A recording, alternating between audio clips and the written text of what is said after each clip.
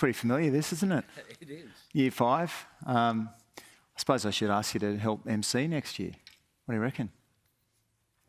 Happy to, and I got in a bit easier last year. We flew into Griffith after a sitting week, and we had aborted landing 1, aborted landing 2. Had to go back to Canberra to refuel. Yeah. But we were determined to get there, and we did. So I was a bit worried this morning. Canberra was really cold and foggy, but fortunately, once they hosed the ice off the plane, it's all right. We got here. It's pretty cold here too. Just reflecting on, going back to Dubbo 2019 to here, it's been an extraordinary time. We didn't know about COVID. We hadn't had the bushfires, and yet the bush, as you well know, was on its knees at that time.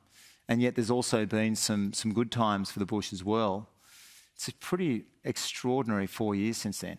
It certainly has. We were there talking about drought, and then, we're still dealing with the aftermath of flood.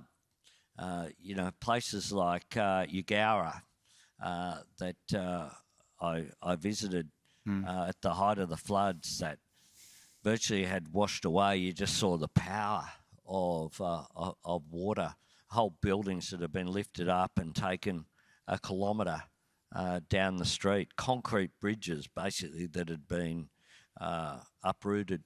Eugowra, that was one that almost, there'd been so many floods, it almost probably didn't get enough attention. It was extraordinary, and once again though, the worst of times showing the best of Australian character.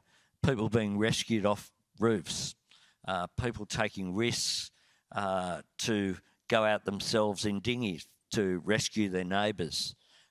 We see incredible resilience, particularly in regional Australia. I was in Ulladulla 2 weeks ago, and they're meeting with the Landcare group that are dealing with revegetation for areas that had been just burned away. And there were 5 different groups who'd all lost their homes during that period. They've built back. They've built back in ways that will make it more resilient, learning the lessons. One of the things, though, that had happened there is that there were parts of the bush burnt in those 2019, 2020 fires that had never burnt before.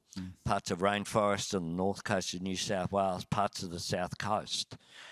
So we are dealing with these challenges, and one of the things that we were talking about there was trying really early on, in July, to start speaking about the upcoming summer. Things like preparing your own home by things like gutter clearing, the simple things that can be done.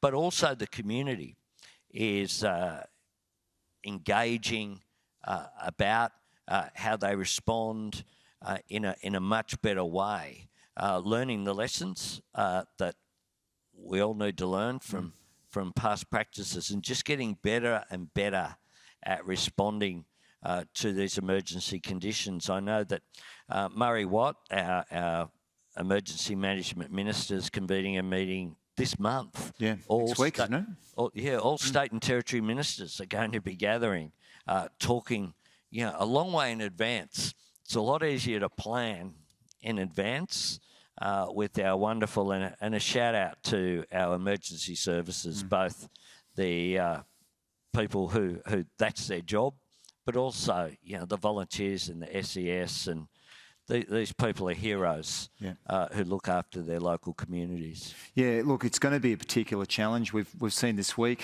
our front page, dust to dust, dry's coming back, and yet, because we've had 3 years of La Nina, it's been difficult to do the backburning we've been required to do. So it's going to be a pretty big challenge, is it not? Oh, that's right. Look, that's the advice, and you see it as well when I've done a bit of driving around as well, around Eugowra, around Griffith, around Dubbo, Parks, the South Coast, North Coast, around. And what you've seen too in some of the areas that burnt in those fires is that it's a perfect storm, because you've had good good weather conditions in terms of rain has meant that you've got that undergrowth has come back.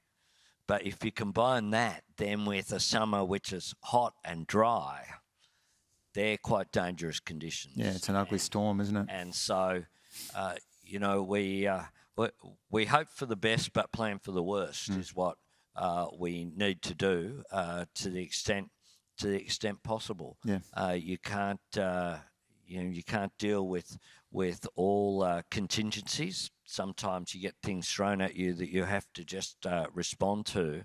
But I do think there's much greater awareness of the need to get that planning right and to get it done early. Yeah, there's a lot to be done.